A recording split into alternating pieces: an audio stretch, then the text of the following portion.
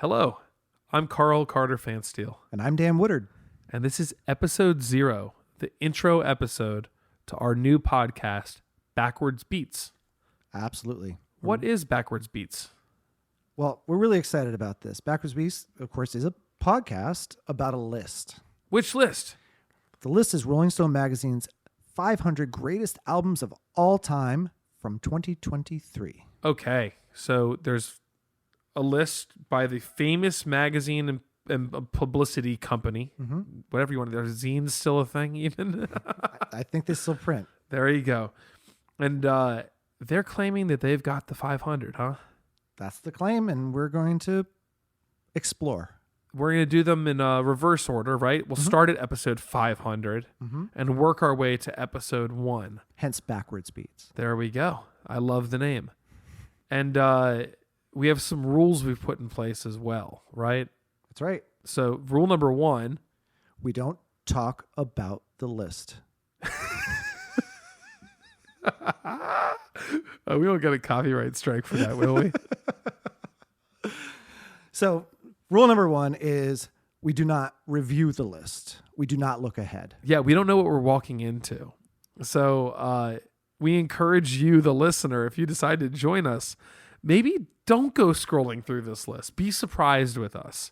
Now, mind you, you'll hear us anticipate what albums are coming because there's just, there's no way Michael Jackson's Thriller and, Rumors aren't on this list somewhere, right? Correct. But with that said, every week's a fresh wipe and a week for us. We get to kind of go into it with new ears, new eyes, new opinions. Mm-hmm. Yeah, there are albums that we for sure know. There's albums that we probably think we don't like and maybe still will not like. There are certainly albums that we will like. But the idea, let's come in clean. We also don't really talk about them before, for the most part. We don't talk about them before the episode, so our conversation should be real time and fresh. That's right. We might do 5 to 10 minutes beforehand, but there's really no script here. So if you're looking for a bullet pointed factual podcast, I'm so sorry. That's not this podcast. But there's so much content to go through. And in full disclosure, we're recording this in late November. We've been recording the first 10 episodes before we drop on January 7th of 2025. And so we can speak from some experience here as we introduce this idea. How did this idea come to be? Well, I called you up in a fever dream saying that I wanted to have a podcast. I had an idea for going like deep into like an artist and going through their whole catalog, maybe song by song, even maybe potentially doing some covers of songs and all. Remember, it was insane. It was a cool idea. A lot of work for people who actually have day jobs. I feel like, you do. Well, you still do. Yeah. I gig as a musician, but I watch my son during the day. But it does give me ample time to listen to the music. Yeah. With that said, the work at hand that you were suggesting was like that of, someone who's writing a biography, know? Is it a bibliographer at that point? Like it would have been an incredible deep dive. The one turnoff would be if someone's not interested in said artist, right? They don't want to hear about Janis Joplin or whatever it is. You're screwed on 14 episodes of content.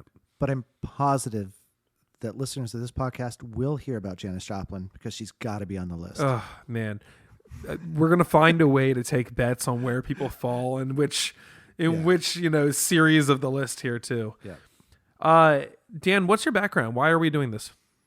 So I fell in love with music.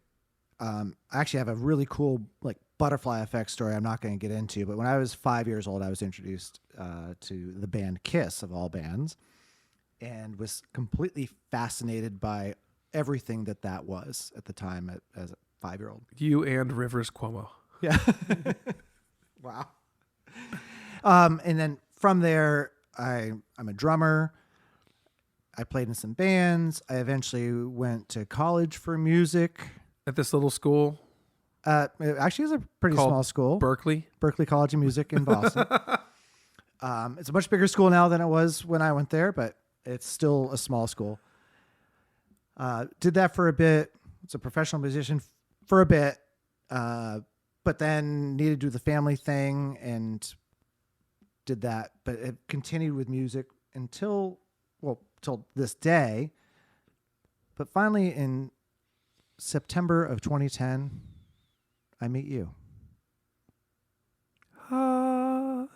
And it's been amazing. We started together this funk fusion band that we made some really fun, kick-ass music. Really enjoyed playing together and have been, together on and off for 14 years. Yeah, I mean, what holds us together, even though we're not creating this in our band Fujank anymore, we're lifelong concert buddies. We go and see shows together, all of the time, quarterly at least.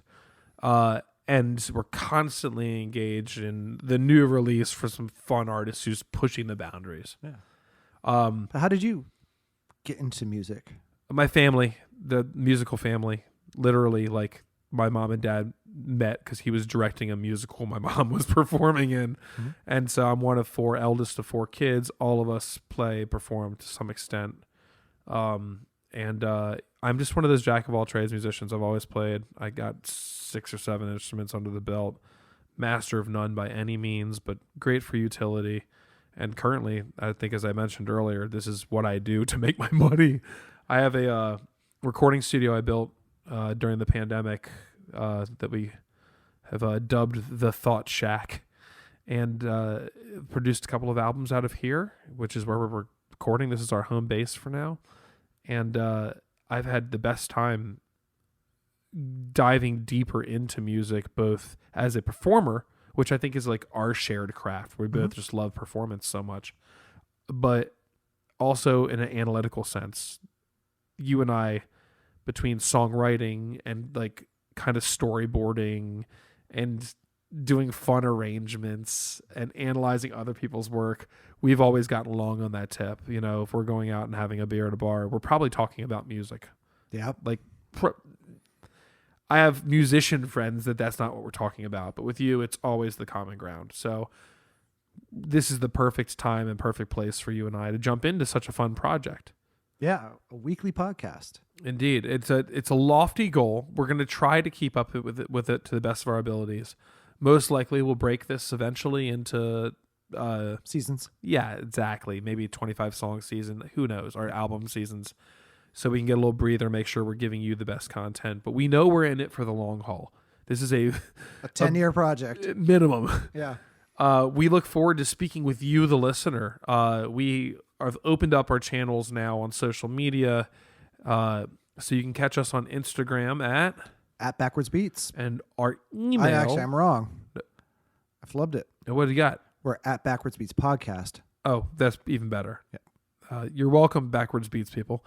And our Gmail is backwardsbeatspodcast@gmail.com. Wonderful. So please engage with us. No spoilers. Don't tell us what's coming down the pipeline, please. We are not looking ahead. Yeah, but we would love to hear your feedback or your thoughts about an album that we're in.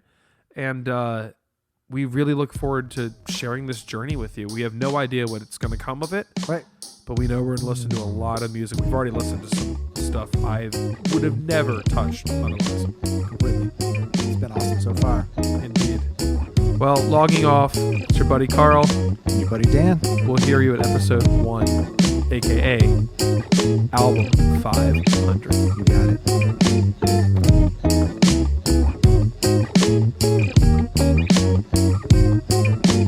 Backwards Beats Podcast is a Tunawood production recorded live at Thought Shack Studios in Halethorpe, Maryland. If you enjoyed the show, make sure to subscribe and leave us a review on Apple Podcasts, Spotify, or wherever you get your podcasts.